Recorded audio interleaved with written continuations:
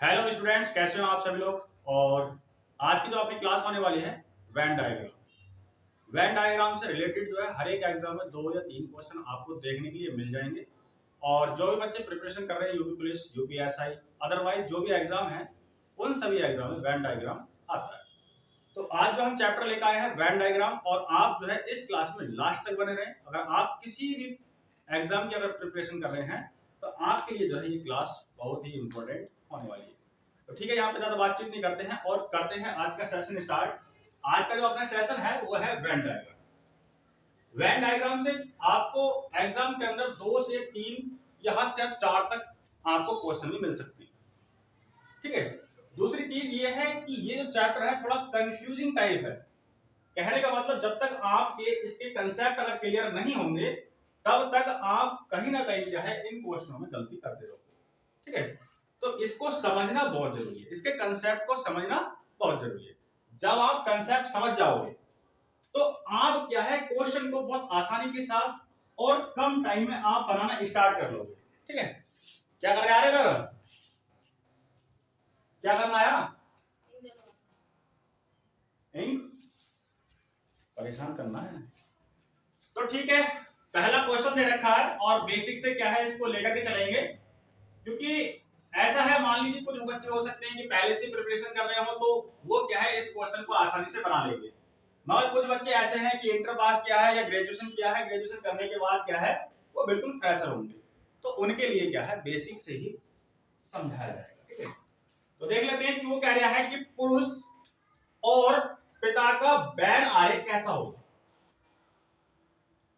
पुरुष और पिता का वैन आरेख कैसा होगा, है ना। इस बात को समझना, सबसे पहली बात तो आप ये समझ लो कि जो पिता होते हैं, पुरुष कौन होता है, तो पिता है, भाई है, मौसा है ना, ये सब क्या होते हैं, पुरुष होते हैं। किस में आएंगे ये, पुरुषों में।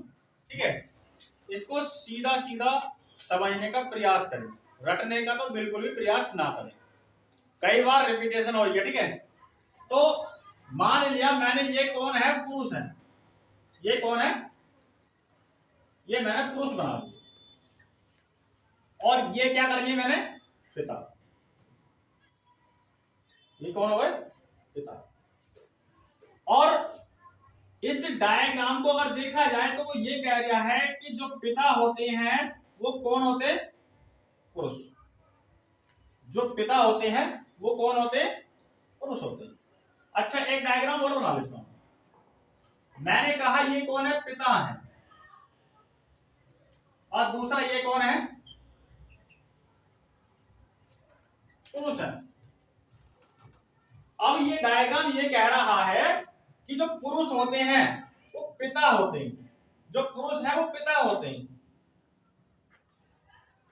क्या पुरुष पिता ही होते हैं, पुरुष तो भाई भी हो सकता है ना। अब बिल्कुल सीधा सीधा आ रहा है निकल के, जो पुरुष होते हैं वो पिता होते हैं, बात गलत हो रही है, क्योंकि पुरुष तो भाई भी है, पुरुष चाचा भी है, पुरुष ताऊ भी है। तो इस कंडीशन में आकर के ये डायग्राम क्या हो गया, गलत। अब वो ये यहां समझो, वो ये कह रहा है जब पिता होते हैं वो पुरुष होते हैं, हाँ बात सही है भाई, पिता पुरुष होता है। अगर वो ये कहता है कि जो भाई हुआ, जो भाई है, भाई पुरुष होते हैं, हाँ बात सही है, मगर भाई की बात यहाँ पर नहीं कही गई है, यहाँ पर पिता की बात करी गई है। तो वो कह रहा है पिता जो है वो कौन होते हैं, पुरुष होते हैं। तो इस कंडीशन में क्या है, ये वाला क्या हो गया आपका राइट हो गया। ठीक है, बड़ा तसल्ली पूर्वक समझना। ठीक है, जल्दबाजी बिल्कुल ना करें, बढ़ाते रहो ना हैंड पॉइंट। दूसरा है माता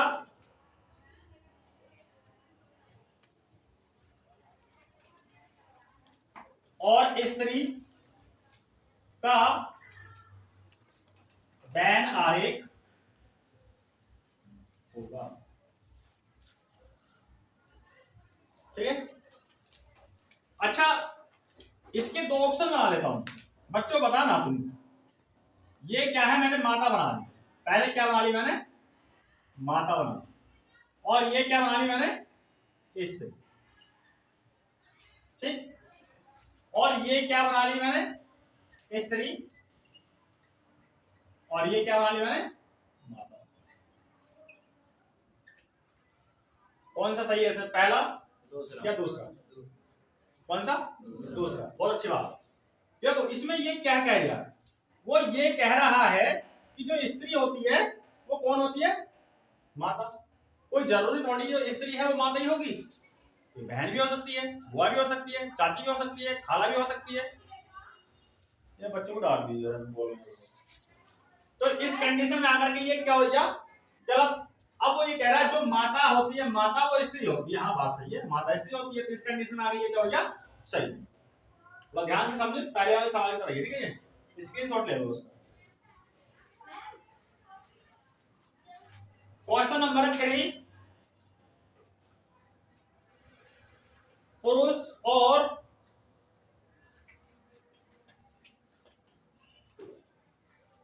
शिक्षक का बैन आरेख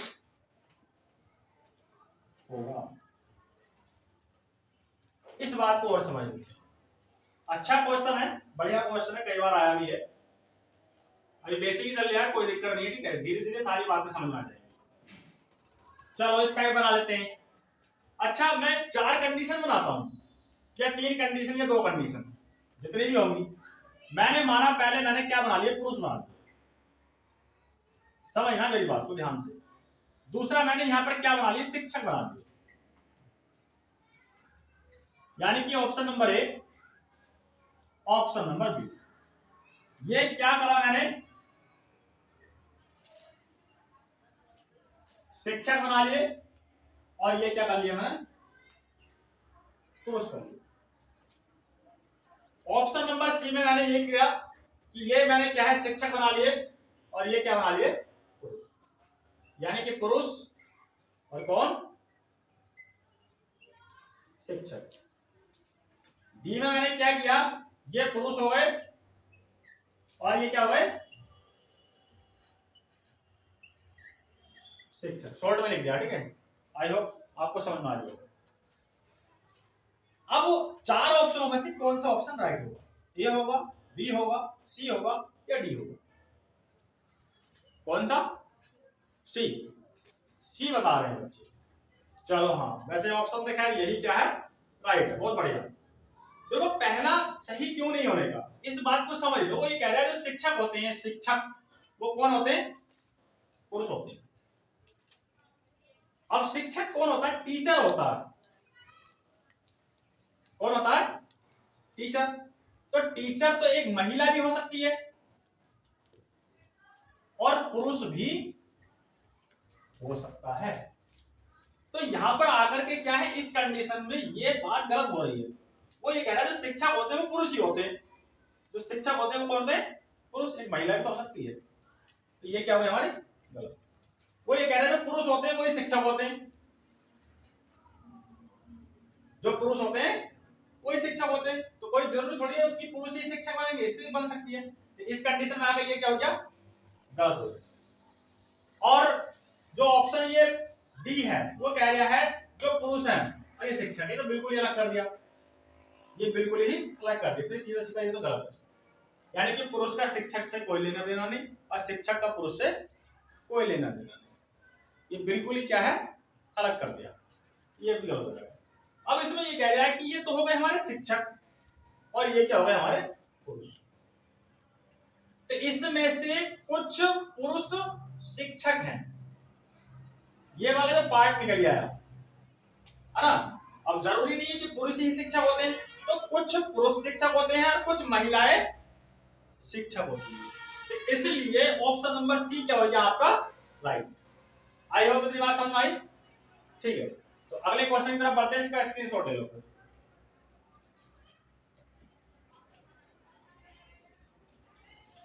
अब आ गया ना समझ में आपको?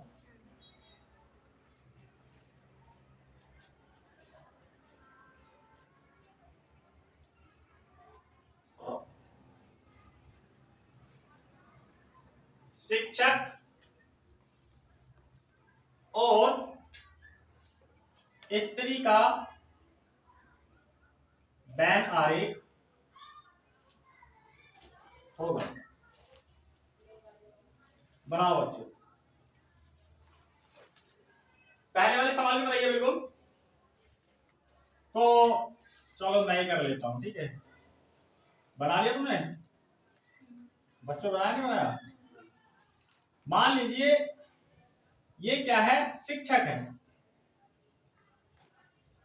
और इसमें से कुछ स्त्रियां क्या है, शिक्षक है, यह पाठ करके, ठीक है। कुछ स्त्री क्या है, शिक्षक है। अगर मैं इसे दूसरे तरीके से अगर बना दूं तो उस कंडीशन में क्या है, वेन डायग्राम गलत हो जाएगा, जैसा कि पहले क्वेश्चन किया था। सेम पहले क्वेश्चन की तरह ही समझ लो, यानी क्वेश्चन नंबर 3 की तरह समझ लो, ठीक है। इस कंडीशन में क्या है, ये क्या होगा, राइट होगा।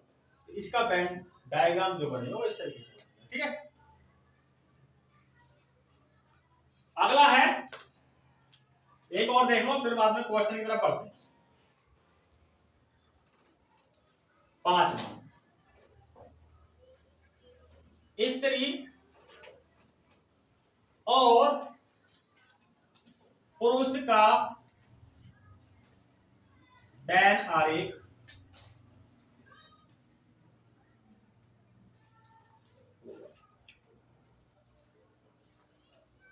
पुरुष और स्त्री का वेन आरेख होगा। समझ में मेरी बात? तो बना सकते हैं बच्चों। चलो ऑप्शन दे रहा हूं मैं तुम्हें, ऑप्शन बताना, ठीक है। ए ऑप्शन है, चलो ये स्त्री हो गई, ये पुरुष हो गए, ये पुरुष और ये कौन, स्त्री, ठीक है। बी में हो गया हमारा, ये स्त्री हो गई और ये कौन हो गए, पुरुष हो गए, ठीक है। चलो 3 ही ऑप्शन रहने देते हैं। ये कौन है, हमारी स्त्री हो गई, और ये कौन हो गए, ऑप्शन नंबर कौन सही है, सी। बहुत बढ़िया, ऑप्शन नंबर सी ही इसमें क्या है, राइट आंसर। क्यों? क्योंकि स्त्री क्या है, फीमेल, जिसको हम बोलते हैं फीमेल, यानी कि ये कौन है, फीमेल यानी कि मादा, और ये कौन है, मेल यानी कि पुरुष। अब पुरुष और महिला में तो धरती आसमान का क्या होता है, अंतर होता है, ठीक है। तो इसलिए स्त्री को अलग दर्जे में रखा जाएगा और पुरुषों को अलग दर्जे में रखा जाएगा, ठीक है। यानी कि ये क्या है, अलग अलग है। ऑप्शन नंबर सी क्या हो गया, राइट। अगला क्वेश्चन देख लो, स्क्रीनशॉट ले लो कागज का।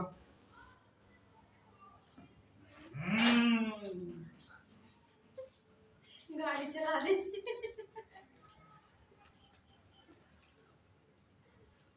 अगला है क्वेश्चन नंबर 6, लास्ट है, ठीक है। जानवर और हाथी का वेन आरेख होगा, ठीक है। इस बात को समझो। पहली बात तो हाथी कौन होता है, जानवर, और एक कुत्ता भी कौन होता है, जानवर। समझ पा रहे हो ये बात ना? तो पहले क्या है, मैंने जानवर वाला कॉलम बना लिया। ये कौन है, पहले हमने जानवर ले लिए, जानवर हो गया,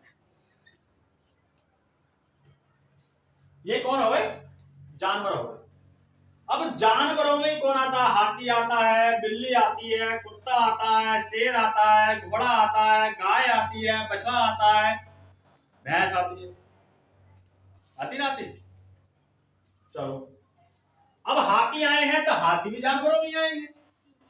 अगर बात कही होती इसने घोड़े दे दे तो घोड़े भी इसमें आते, कुत्ते देता तो कुत्ते भी इसमें आते, मगर दिया तो खैर हमें हाथी है, तो हाथी क्या है, जानवरों में आ गए, तो ये आ गए हाथी। इसका जो वेन डायग्राम बनेगा वो इस तरीके से बनेगा, ठीक है भैया। इतनी बात क्या है, आपको प्रॉपर तरीके से समझ ली। तो इतनी बात समझ में आ गई, तो फिर पहले क्वेश्चन की तरफ बढ़ जाए। देख लियो एग्जाम में लपेट दे, बहुत घुमाए घुमाए क्वेश्चन दे रहा है, समझ लेना कंसेप्ट सारे, ठीक है। चलो फिर पढ़ते हैं अगले क्वेश्चन की तरफ। पहला क्वेश्चन दे रखा है, स्क्रीनशॉट ले लो उसका। क्वेश्चन नंबर फर्स्ट लेकर के आ गए हम अब, बहुत बढ़िया क्वेश्चन है, तो समझ लेते हैं इसको, बना लेते हैं। 4 ऑप्शन मैंने दे दिए इसके। पहले क्वेश्चन को पढ़ लेता हूं। वह आरेख चुनिए जो नीचे दिए गए वर्गों के बीच के संबंध का सही निरूपण करता है। पहला दे रखा है भारत, पटना, बिहार।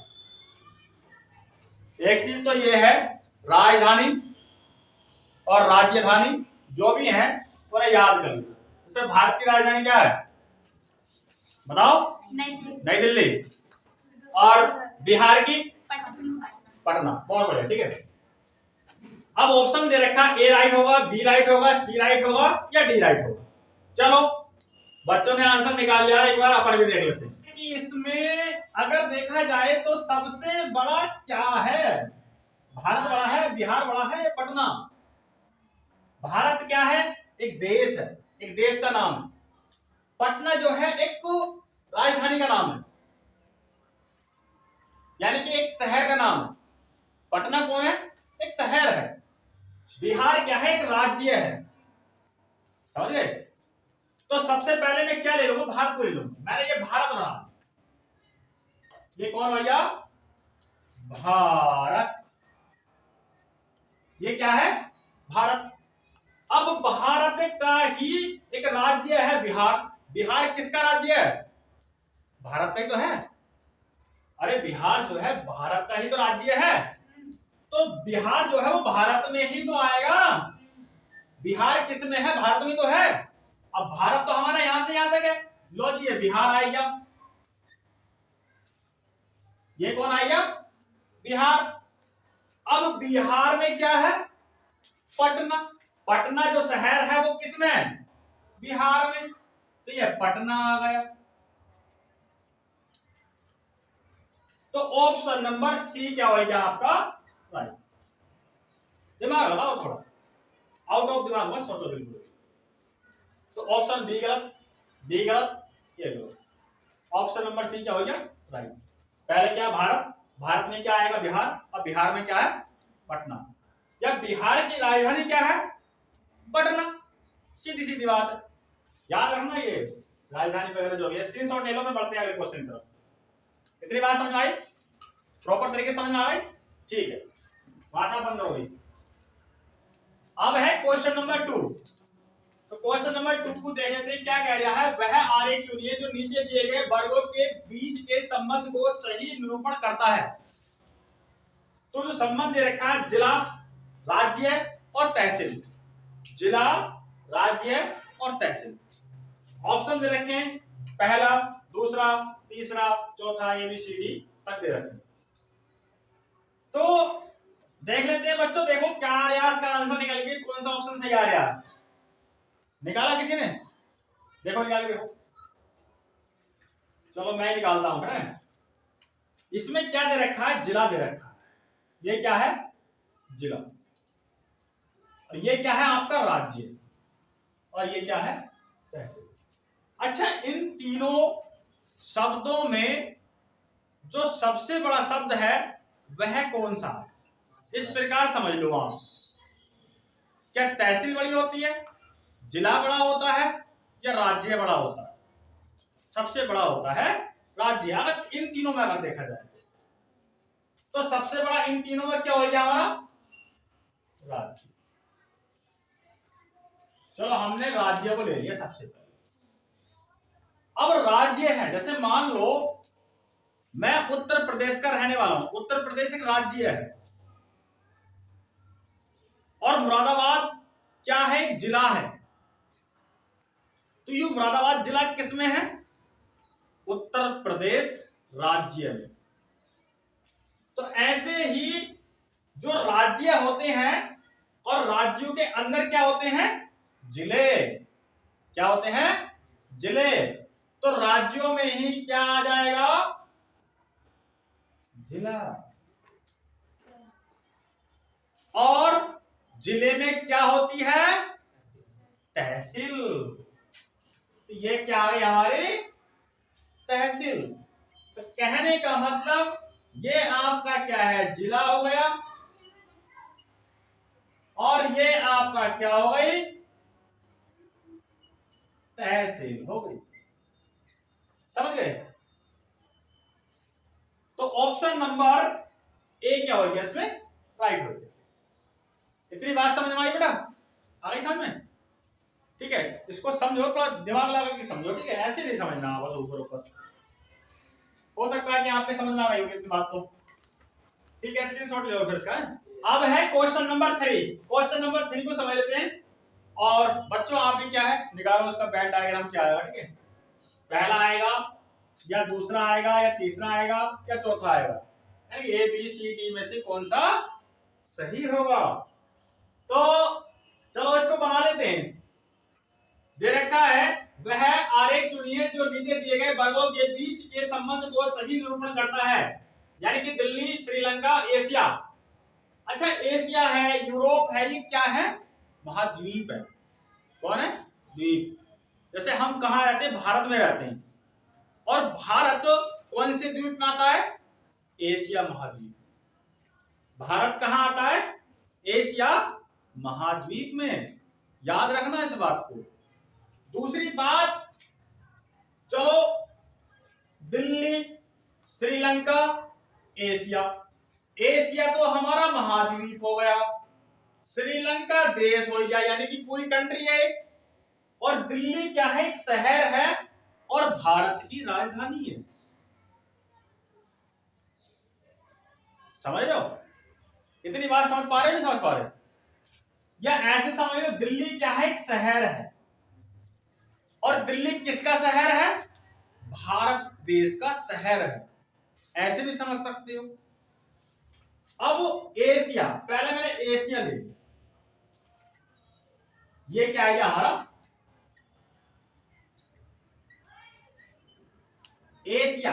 एशिया क्या है, महाद्वीप है, और श्रीलंका किस महाद्वीप में आती है, ये सब चीजें याद रखनी पड़ेंगी। श्रीलंका एशिया महाद्वीप में ही आती है, तो एशिया महाद्वीप में लो ये श्रीलंका आ गई।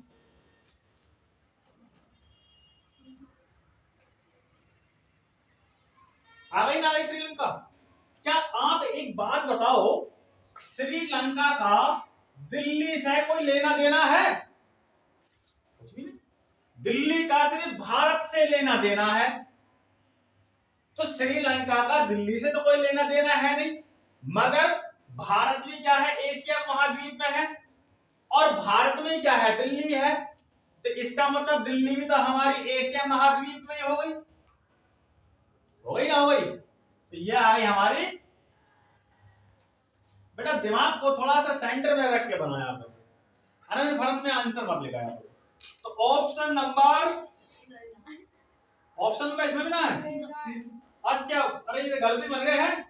अच्छा देखें, मैं चेक करूं जरा एक बार। हो जाता है, दिमाग ऐसी है, चल जाता है कभी कभी। हाँ, ऑप्शन में मैंने गड़बड़ कर दी, ठीक है भैया, गड़बड़ हो गई ऑप्शनों में। ऑप्शन नंबर सी जो है वो भैया ये है, बच्चों की गलती ना भाई इसमें। फिर ऑप्शन सी जो है हमारा ये है, ठीक है, कोई बात नहीं, सॉरी, क्षमा चाहेंगे इस बात, ये हो जाता है भाई, टीचर है, गर्मी वैसा हो जाए, पंखा भी नहीं चल रहा, लाइट ना हो, तो ठीक है। ऑप्शन नंबर सी क्या हो गया हमारा, राइट हो गया, ठीक है। तो क्वेश्चन नंबर 4 ये है, लाइन भी ये लाइन वही है कि वह आरेख चुनिए जो नीचे दिए गए वर्गों के बीच के संबंध को सही निरूपण करता है। भाई, पति, पुरुष, ऑप्शन दे रखे 4, इन 4 ऑप्शनों में से कौन सा ऑप्शन सही होगा। पहला आपका, चलो पहला हो गया, और आपका पहला, और आप बनाइए भैया, चलो ठीक है। तो कुछ बच्चे क्या है ऑप्शन दे रहे हैं, कुछ बी दे रहे हैं, कुछ सी दे रहे हैं, चलो देख लेते हैं फिर क्या इसका ऑप्शन आया निकल करके। तो वह कह रहा भाई, पति और पुरुष, ठीक है, भाई, पति और पुरुष के लिए इन चारों में से कौन सा वेन डायग्राम फिट होगा। समझिए मेरी बात।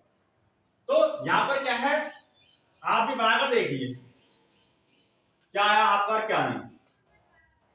इसमें अगर देखा जाए जो भाई है, भाई भी क्या होगा, पुरुष होगा, और जो पति होते हैं, पति भी जेंट्स होते हैं, इसका मतलब पति भी क्या होते हैं, पुरुष होते हैं।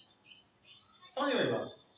तो पुरुष जो है, इस पुरुषों को पहले हम पुरुषों का ही बैंड बना लेते हैं। यहां पर सबसे पहले मैंने क्या ले लिए, पुरुष ले लिए। समझने का प्रयास करो, क्योंकि क्वेश्चन को समझना और समझ के इसका डायग्राम बनाना, यही क्या है इंपॉर्टेंट। तो सबसे पहली बात तो हमें क्या समझी है कि जो पति होते हैं, जो पति है ये भी क्या होते हैं, हमारे पुरुष होते हैं। और जो भाई है, तो भाई भी क्या होते हैं, पुरुष होते हैं। भाई भी कौन होते हैं, पुरुष। चाचा, ताऊ, भाई, भतीजा, है ना, ये सब क्या होते हैं, पुरुष होते हैं। ठीक है।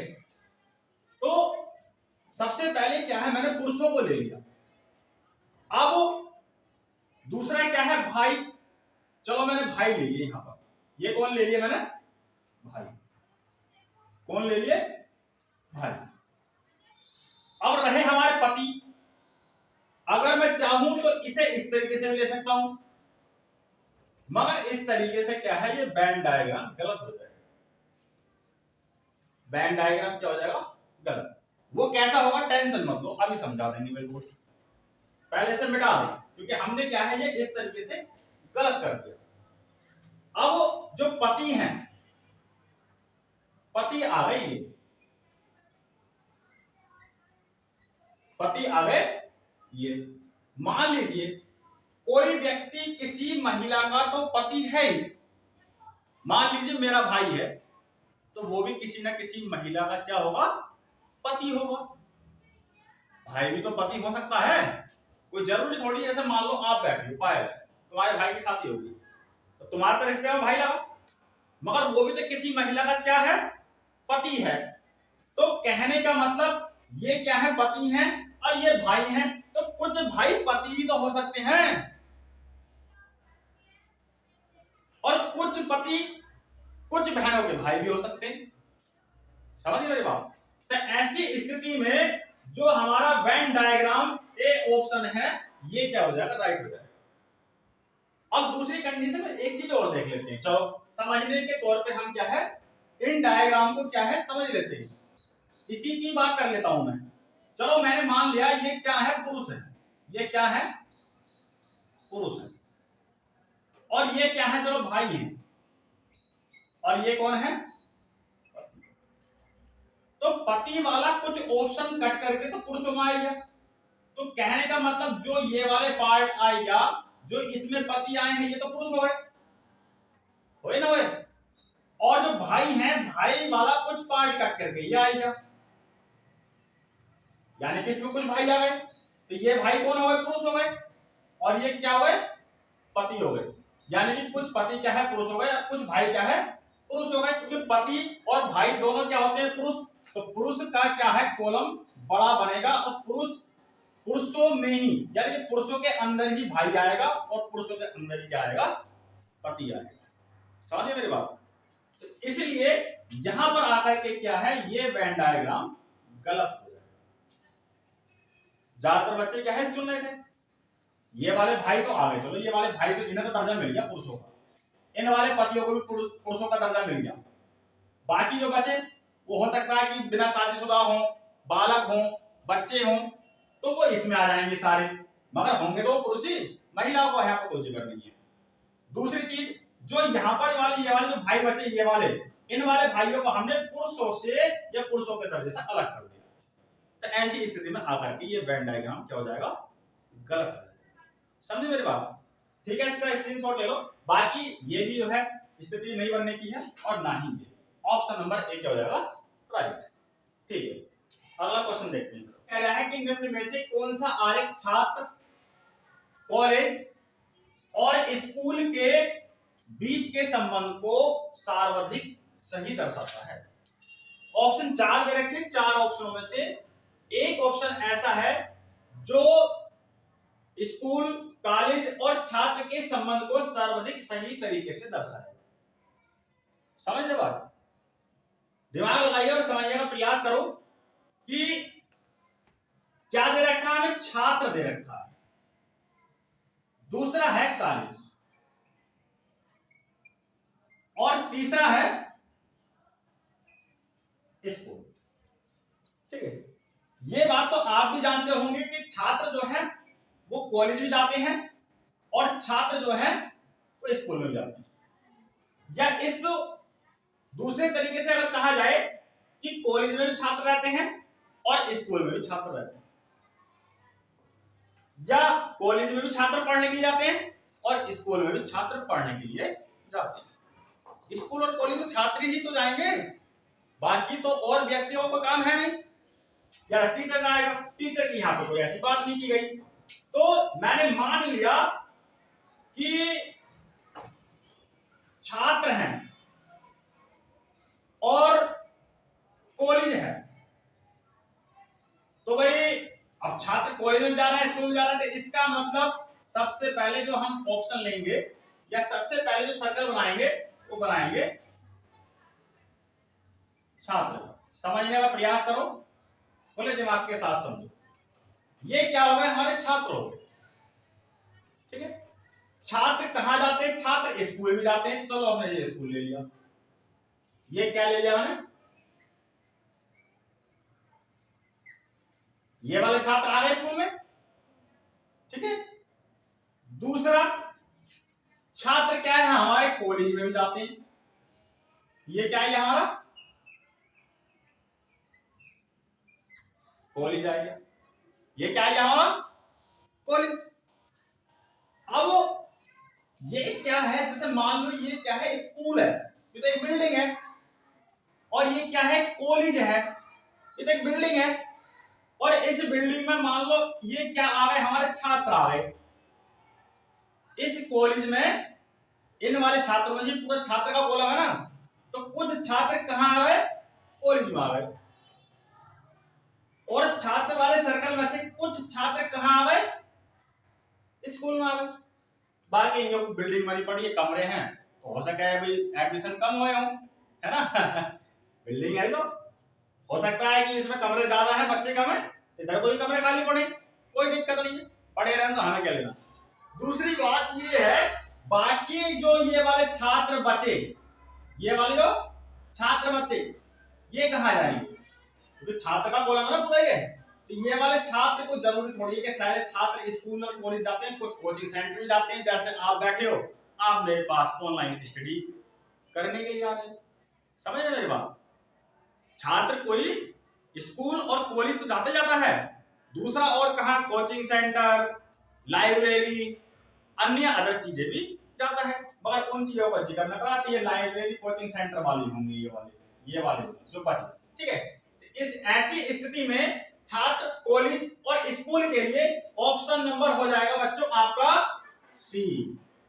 ऑप्शन नंबर सी क्या हो जाएगा, राइट हो जाएगा। ठीक है, समझने का प्रयास करो, थोड़ा सा कंफ्यूजन टाइप चैप्टर है, बट प्रॉपर तरीके से समझ में आ जाएगा जब आप अच्छे तरीके से समझोगे। ठीक है, बस आपको समझना है, पहले आपको यहां पर हिसाब लगा लेना है कि कौन सी चीज कहां पर आकर के बिलोंग होती है। छात्र क्या है, कॉलेज से बिलोंग करते हैं, स्कूल से भी बिलोंग करते हैं, मगर कुछ छात्र ऐसे होते हैं जो कोचिंग से बिलोंग करते हैं, लाइब्रेरी से बिलोंग करते हैं, या कुछ छात्र ऐसे होते हैं जो अपने घर पे ही रह करके पढ़ाई करते हैं। समझ रहे मेरी बात। तो ऐसी स्थिति में ऑप्शन नंबर सी राइट हो जाएगा। अगर मान लीजिए समझने के तौर पे अगर मैं बी ऑप्शन को अगर लगाता और बाहर वाले को मैंने छात्र ले लिया, और ये छात्र हो गए, बड़ा वाला सर्कल क्या है छात्र का, और इसमें मैंने कॉलेज ले लिया और इसमें मैंने क्या है स्कूल ले लिया। क्या स्कूल और कॉलेज में छात्र होते हैं या छात्रों में कॉलेज या स्कूल होता है? स्कूल में छात्र होते हैं, कॉलेज में छात्र होते हैं। अब हमने यहां क्या कर दिया, छात्रों में स्कूल और कॉलेज होते हैं, और कुछ स्कूल क्या है कॉलेज में है, कुछ कॉलेज स्कूल में है ना, यही तो है। तो ऐसी स्थिति में अगर ये गलत हो जाएगा, ये भी गलत हो जाएगा, तो ठीक है इसका स्क्रीनशॉट ले लो, फिर बढ़ते हैं अगले क्वेश्चन की तरफ, 12 की तरफ। ठीक है, स्क्रीनशॉट ले लो। यहाँ पर ये संख्या गलत होगी यहाँ पे, चलो कोई दिक्कत नहीं, इस संख्या से बहुत ज्यादा मतलब मत रखना, ठीक है, हो जाता है। स्क्रीनशॉट ले लो, शांत हो जाओ बेटा, एक मिनट ना। अब है क्वेश्चन नंबर 12, तो क्वेश्चन नंबर 12 को भी देख लेते हैं क्या कहेगा। ठीक है, थोड़ा समझने का प्रयास करना। तो ऐसा है कि लगातार आप प्रैक्टिस करते रहोगे तो ये सारी चीजें आपको क्या है कंसेप्ट क्लियर हो जाएंगे। टेंशन बिल्कुल नहीं, हम बैठे जब तक हम हैं तो टेंशन बिल्कुल नहीं। ये कह रहा है निम्न में से कौन सा आरेख अनपढ़, निर्धन लोगों और बेरोजगारों के बीच संबंध को सार्वधिक दर्शाता है।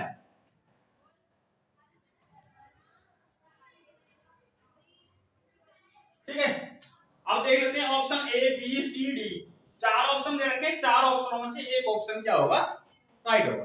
ठीक है, समझने का प्रयास करो, आप भी बनाकर देखिए कौन सा इसमें चार में से कौन सा राइट आएगा। ठीक है, मगर बनाने से पहले आप एक बात जरूर समझा करो, जैसे मान लो यहां दे रखा अनपढ़,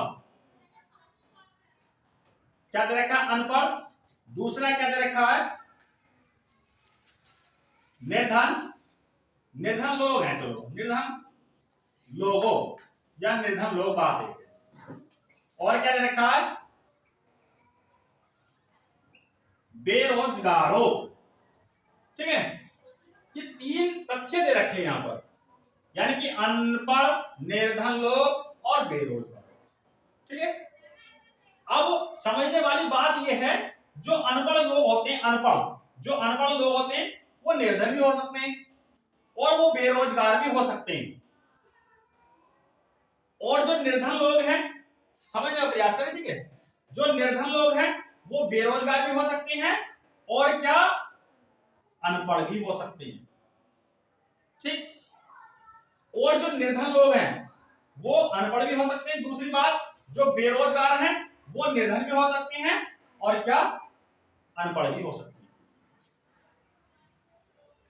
क्योंकि ऐसा है, जो निर्धन लोग होते हैं तो क्या वो अनपढ़ होते हैं, कुछ अनपढ़ होते हैं और कुछ पढ़े लिखे भी होते हैं, इतना तो आज की डेट में कर ही लेगा, मेहनत मजदूरी करके पढ़ लेगा। दूसरी चीज जो बेरोजगार है, क्या बेरोजगार ही निर्धन होते हैं, मगर कुछ बेरोजगार ऐसे हैं कि उनकी दादा लाई संपत्ति बहुत पहले से ज्यादा है, तो उन्हें क्या जरूरत है काम करने की। तो कई सारे तथ्य हो सकते हैं, कहने का मतलब ये है। मगर कुछ लोग ऐसे होते हैं, थोड़ा सा यहाँ पर क्या है रायता ज्यादा फैल गया, आई होप इतनी बात आपको समझ में आई होगी, ये नीचे वाले जो एरो मैंने लगा दिए बिठा देते हैं। मगर कुछ लोग ऐसे होते हैं वो अनपढ़ भी होते हैं, कुछ लोग ऐसे जो अनपढ़ तो है ही हैं, अनपढ़ के साथ साथ क्या है वो निर्धन भी हैं, और निर्धन के साथ साथ वो क्या है बेरोजगार भी है। यानी कि उन तीनों में क्या है, मतलब कहने का मतलब ये है कुछ ऐसे व्यक्ति हैं जिनमें तीनों ही गुण हैं, बेरोजगार भी हैं, निर्धन भी हैं और अनपढ़ भी हैं। चलो इसे भी यहां से मिटा देते हैं। अब अगली बात करते हैं कि इसका वेन डायग्राम कैसे बनेगा। मान लो मैंने क्या है यहां पर अनपढ़ ले लिए, कौन ले लिए, कौन ले लिए अनपढ़। ठीक है, अब मैंने क्या कहा था अनपढ़ निर्धन भी हो सकते हैं, तो मैंने क्या है ये निर्धन ले लिए। तो कुछ अनपढ़ क्या है निर्धन आगे करके, और कुछ अनपढ़ ये वाले अनपढ़, ये वाले अनपढ़ जो है निर्धन भी हो सकते हैं और बेरोजगार भी हो सकते हैं, यानी कि दो गुण हो सकते हैं उनमें। तो मैंने क्या है ये ले लिया, यहां पर कौन ले लिया मैंने बेरोजगार। देखो अब तक तो हो सकता है कि आप नहीं समझ पाए हो, मगर अब समझ जाओगे कोई तरीके से। जैसे मान लो ये अनपढ़ है, अनपढ़ का जो सर्कल आ रहा है वो यहां तक आ रहा है, मगर इस वाले सर्कल में कट के कुछ भाग ये आएगा, आया नहीं आया कट के, ये वाला भाग किस में से कट के आया है निर्धन में से। तो ये वाले अनपढ़ क्या है कुछ निर्धन ही है, कुछ का पार्ट कट के आ गया। चलो मैंने ये निर्धन ले लिया, ये वाला सर्कल क्या है हमारा निर्धन का है, निर्धन का है निर्धन का ये वाला, मगर ये जो पार्ट कट के आया है ये वाला, यानी कि कुछ निर्धन क्या है बेरोजगार। अब मान लीजिए मैंने ये वाला पार्ट काट दिया, ये कौन है बेरोजगार है, मगर कुछ बेरोजगार क्या है अनपढ़ भी है, ये पार्ट कट के। अब आपको एक चीज नोटिस की होगी कि ये वाला पार्ट कौन सा है, ये वाला पार्ट वो है कुछ लोग ऐसे हैं जो अनपढ़ भी हैं, निर्धन भी हैं और बेरोजगार भी हैं, यानी कि तीनों गुण हैं उनमें, जैसे मैंने एक बार ऊपर बता चुका हूं। समझ गए, आई होप इतनी बात आपको समझ में जरूर आ गई होगी। तो अगर ऐसी स्थिति बनती है, ऐसा क्वेश्चन आता है, तो वेन डायग्राम ए सही होगा इसका, समझने का प्रयास करो। ठीक है, क्योंकि बेटा आप कोई नर्सरी क्लास नहीं पढ़ रहे हो, आप एक सफलता के मार्ग पे जा रहे हो और आप क्या है बड़ी ओहदे पे बड़ी ऊंचाइयों पे पहुंचना चाहते हो। तो आपको बेटा खुले दिमाग से सोचना पड़ेगा, समझने का प्रयास करना पड़ेगा, ठीक है। तो समय तो देना पड़ेगा, दूसरी बात मेहनत। तो ठीक है, आई होप इतना आपको समझ में आई होगा। फिर बढ़ते हैं अगले क्वेश्चन की तरफ, इसका स्क्रीन शॉट ले लो। अब है क्वेश्चन नंबर 13। वह आरेख चुनिए जो नीचे दिए गए वर्गों के बीच के संबंध का सही निरूपण करता है, जैसे ईंधन, डीजल और तरल। सबसे पहले समझने वाली बात तो यह है कि ईंधन जो डीजल है, डीजल क्या होता है? ईंधन। डीजल क्या है? ईंधन है। और डीजल कैसा पदार्थ है? तरल पदार्थ। कैसा पदार्थ है? तरल। ठीक है, ओके।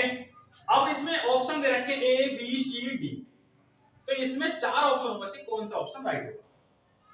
समझ ले। तो समझने वाली बात यह है कि डीजल तो ईंधन है, मगर तरल ईंधन नहीं हो सकता। और डीजल क्या है? ईंधन। तो जरूरी नहीं है कि सारे ईंधन तरल होते हैं। कुछ ईंधन क्या होते हैं? सूखे भी होते हैं, यानी कि ड्राई होते हैं, जैसे लकड़ी है। और कुछ गैसीय भी होते हैं, जैसे आपने ये मतलब घर पे जो खाना बनाते हैं गैसीय होती है, ये भी ईंधन ही है। समझ मेरी बात? तो हम ये नहीं कह सकते कि सारे ईंधन ही तरल होते हैं। तो मैंने मान लिया, चलो हमने ले लिया तरल,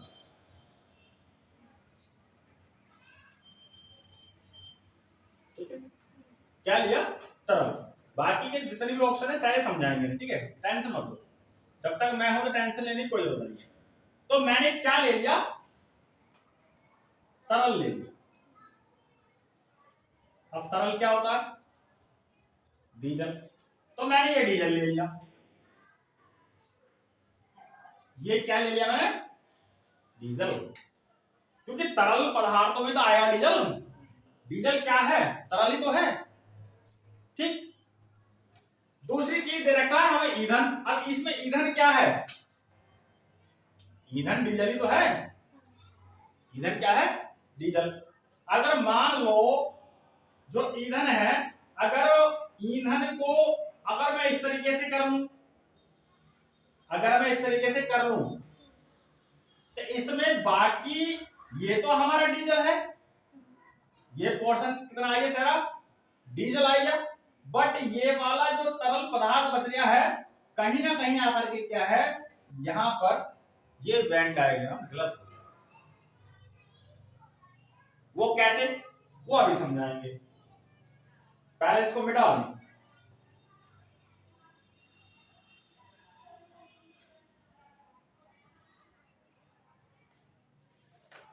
ठीक है, अब जो ईंधन है, ईंधन, ईंधन क्या है? डीजल ही तो है, इसमें डीजल की बात की गई है। तो ईंधन क्या है? डीजल है। तो इसका जो वेन डायग्राम बनेगा वो बनेगा इस तरीके से। इसे क्या है? हम ईंधन में लिया है। इसे कौन से में लिया है? ईंधन में। डीजल क्या है? ईंधन। क्यों? क्योंकि अगर हम अंदर लेते हैं तो हम ये नहीं कह सकते कि सारे जो ईंधन होते हैं वो डीजल तरल होते हैं। अगर मैं इसको अंदर रहने देता, अगर मैं इसको अंदर रहने देता, जो बाहर वाला पोर्शन रहता, तो उसका मतलब हो जाता कि जितने भी ईंधन होते हैं वो क्या होते हैं?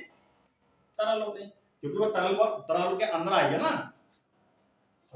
तो समझ नहीं पा रहे बच्चों आप? जैसे मान लो ये तरल हो गया, ये क्या हो गया? तरल। और ये क्या हो गया?